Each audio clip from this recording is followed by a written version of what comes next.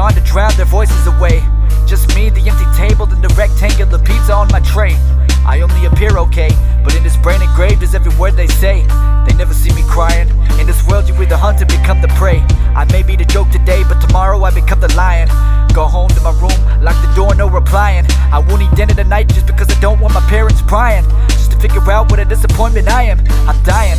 Tomorrow the plug might get another client, but it ain't the drugs I'm buying. These clowns will wish they never knew me when they see the bullets flying. That's when I win. I know I'm sick, I shouldn't be smiling, but I never fit when it comes to surviving. And I'm sick of fighting with no one to confide in. I'm sick of searching for the answers no one is providing. Sick of hiding, sick of trying, sick of opening my eyes to a world not so inviting. With a tight grip, load the clip, slip it in the bag, give it a quick zip. Tomorrow just may be the last and only day I ever lived. I only hope the Lord forgives my judgment on the filth I took upon myself to rid. To kill the worst would be the final thing I did. That would be me, the worst of all the kids.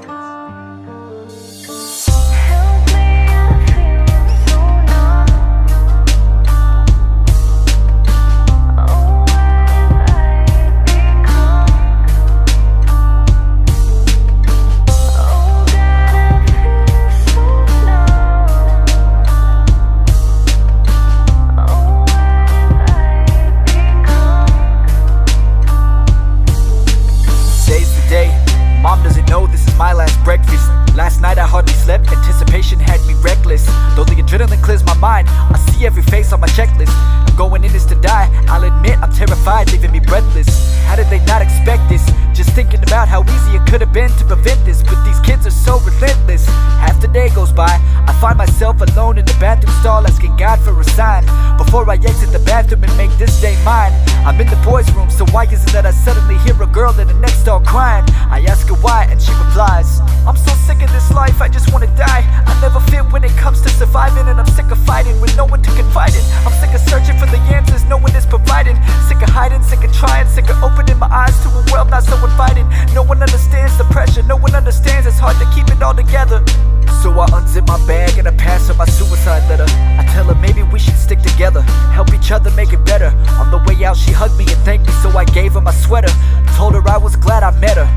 A couple hours later, I was alone in the locker room, when suddenly this dude snuck up behind me and said in a mocking tone, what you got in the bag? As he locked the door, he snatched it out my hands and the contents spread across the floor. He saw the gun and he switched his mood. Tears appeared in my eyes and I told him that was meant for you. He started crying and he told me, this is no excuse, but I go home every day and I get abused. I'm sorry it was you who suffered my short fuse. I never knew how much I hurt others from their point of view. Today I see a friend of you, and if you ever wanna hang, I live on 2nd Avenue. The house where the shutters, the door, and the mat is blue. Maybe with someone else around, my dad might change his attitude. So we made plans for that afternoon.